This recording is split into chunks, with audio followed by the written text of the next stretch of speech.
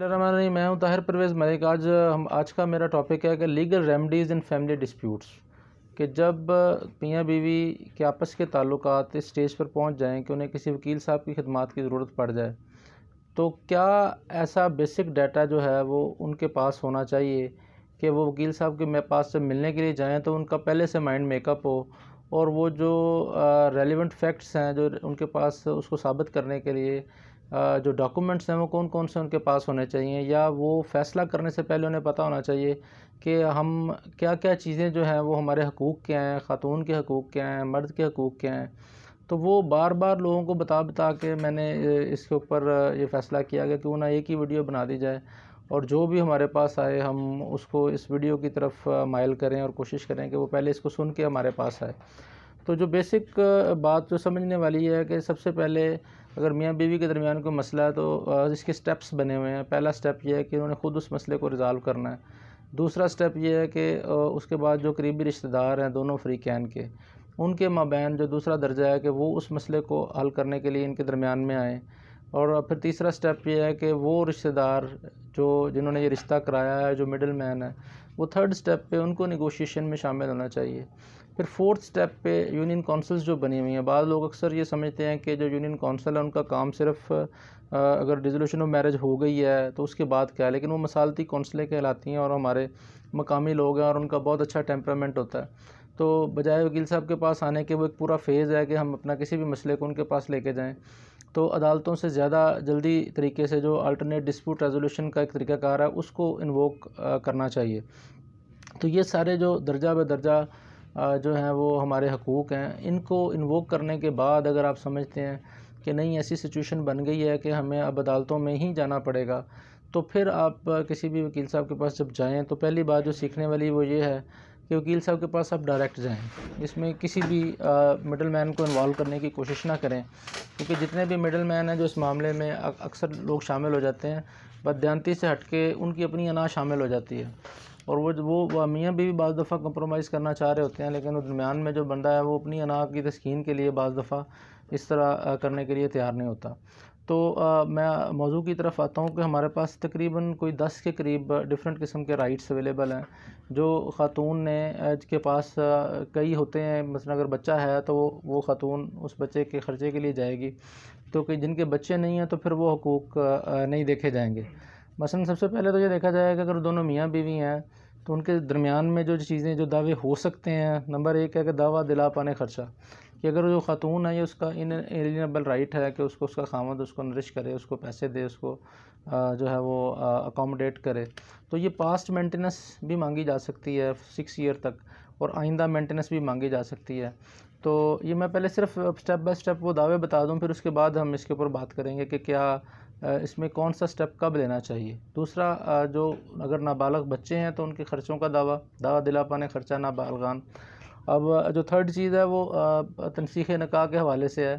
कि दावा जो अगर हम चाह रहे हैं कि ऑन द बेसिस ऑफ खुला अगर डिसोल्यूशन हम मांग रहे हैं तो उसके और ग्राउंड्स हैं, अगर हम दावा तनसीख़ निकाह करने जा रहे हैं तो उसके और ग्राउंड्स हैं, और एक थर्ड दावा तकरीब निकाह भी होता है जिसको सूट फॉर जैक्टिटेशन कहते हैं, उसके डिफरेंट ग्राउंड्स हैं। फोर्थ वन ये है कि दावा दिला पाने अखराजात ज़चगी, अगर दोनों के दरमियान डिस्प्यूट है और ज़चगी के जो अखराजात हैं वो ख़ातून के माँ बाप ने उसको जो है वो किया, उसको ख़र्च किया, स्पेंड किया, तो उसका भी दावा हो सकता है। दावा दिला पाने सामान जहेज़, ब्राइडल गिफ्ट्स, ये दायर हो सकता है। दावा दिला पाने ख़र्चा इद्दत, अगर फ़र्ज़ किया अगर हमें दावा करने की जो है वो ज़रूरत है तो इसमें हमें इद्दत तक यानी डिसोल्यूशन के बाद तक जो ख़र्चा है वो भी हमें इसमें क्लेम करना चाहिए। और दावा दिला पाने हक महर, अगर कोई हक महर लिखा हुआ है, पॉकेट मनी निकाह नामे में लिखी हुई है, तो उसका दावा हो सकता है। यानी ये छठी बात है। साथ और उसके बाद गार्डियन कोर्ट के मसाइल हैं, यानी जिनको एड्रेस करना होता है। और उसके बाद जो अगर मेल की तरफ आएँ तो उसमें वो डायरेक्टली तलाक दे सकता है, उसके अलावा सूट फॉर कंजुगल राइट्स कर सकता है। और जो 10वीं बात वो एडीआर है। पहली बात भी अल्टरनेट डिस्प्यूट रेजोल्यूशन थी और आखिरी बात भी एडीआर है, कि सबसे बेस्ट वे यही है कि ये जितनी बातें मैंने कही हैं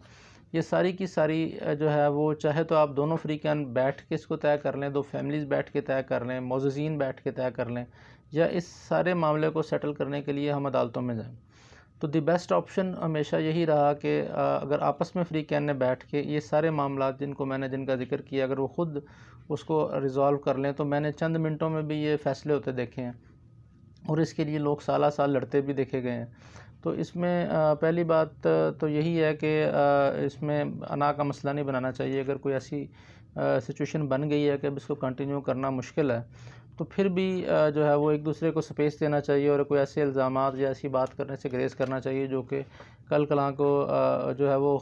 खफ़त का सामना हो। उसमें यानी हम मकसद वकील साहब के पास जाएँ तो ऐसे इल्ज़ामात या ऐसी बातें चाहे जाकर वो सच भी हों तो वो बताने से ग्रेज़ करें, जिनका बताना ज़रूरी नहीं है। क्योंकि अक्सर ऐसे होता है कि वो ख़ुद ही ये अपना बातें ऐसी बता देते हैं जो बाद में वो सुलह के दरमियान वो सोचते हैं कि मैंने तो ख़ुद ऐसे इल्ज़ामात लगा दिए थे, अगर मैं सुलह भी करना चाह रहा हूँ तो मैं माशरे को क्या मुँह दिखाऊँगा। तो इसलिए अगर कोई ऐसी रीज़न हैं भी हैं जिनका उन्हें पता है, तो वो उसको पब्लिकली डिस्क्लोज़ करना ज़रूरी नहीं है।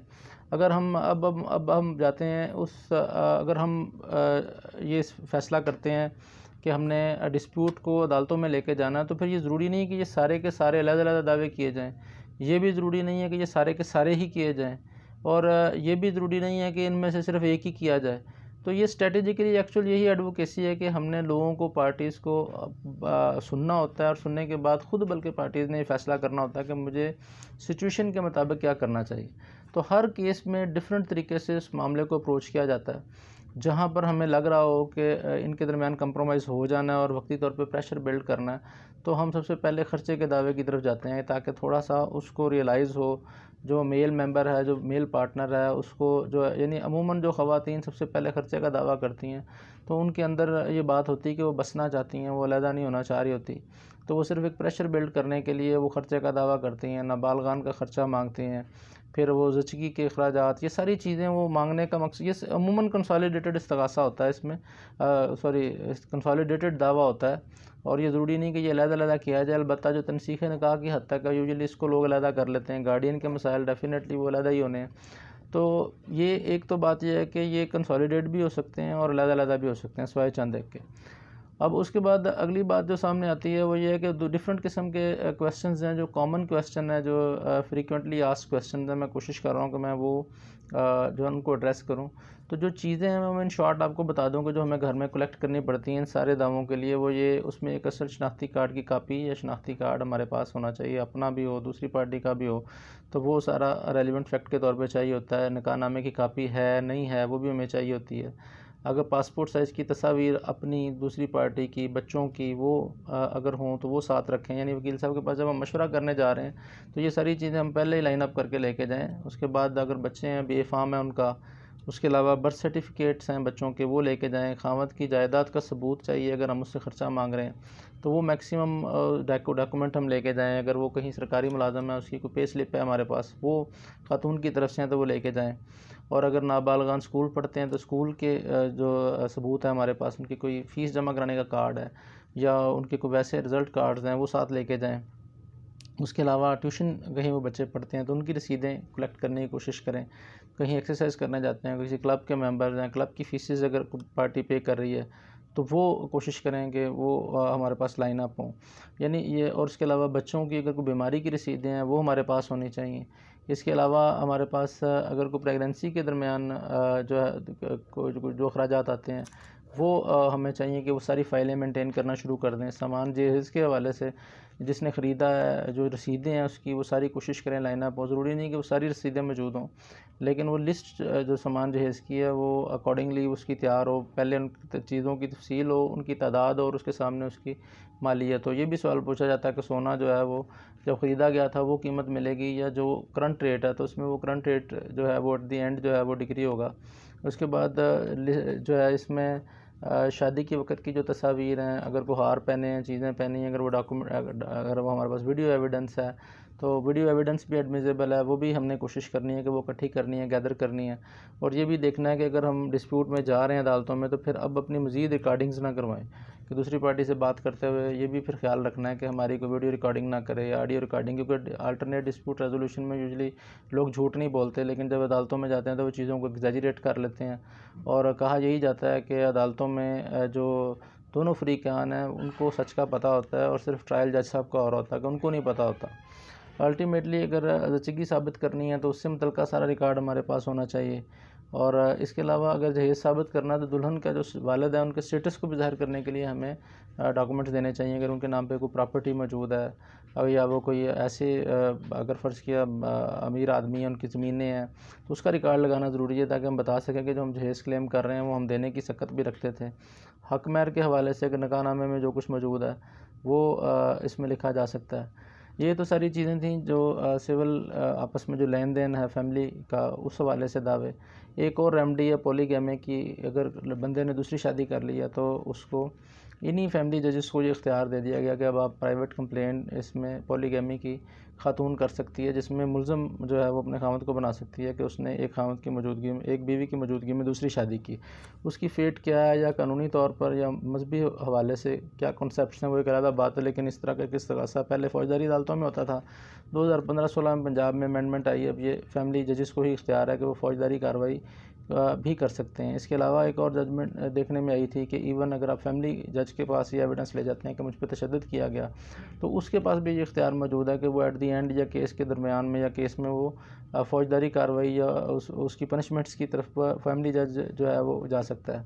फैमिली जज जो फैमिली कोर्ट्स हैं उनको बड़ा ब्रॉडर सेंस में उनको सीपीसी से दूर रखने की कोशिश की गई है। यानी जज साहब खुद चाहें तो उससे रहनुमाई ले सकते हैं, लेकिन जो पब्लिक है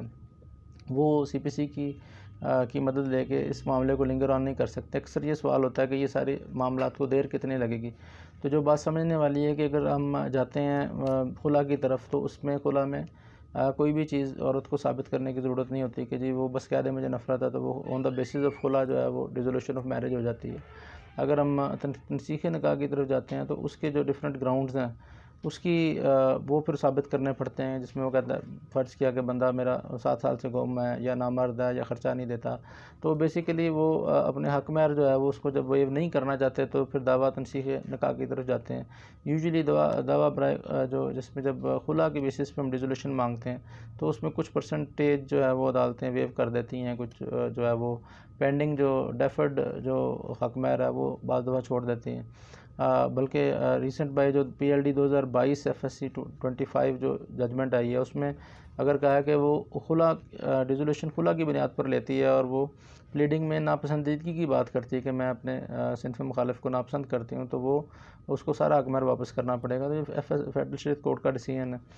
तो अल्टीमेटली इसी तरह जो बंदा है उसके पास कंजुगल राइट्स का इख्तियार जो है कि वो दावा कर सकता है कि वो अपनी गुड फेथ ज़ाहिर करने के लिए कि मैं बसाना चाहता हूँ, वो अपना दावा जिसको बाज़ू दावा भी उर्दू में कहते हैं, तो वो उसको वो दायर कर सकता है। तो जो बंदे हैं यूजुअली हमने सारे ये जो जितनी बातें की औरत के लिए की, बंदों में अमूमन सबसे बड़ी नेगेटिविटी ये होती है कि वो फ़ौरन अगर जज्बाती होते हैं तो जाके वो पहले तलाक भेज देते हैं। इस पर हम सेपरेट एक वीडियो भी रिकॉर्ड कर चुके हैं कि इसमें ये जो राइट है अगर आप ज़िंदगी में एक बार एक्सरसाइज कर दें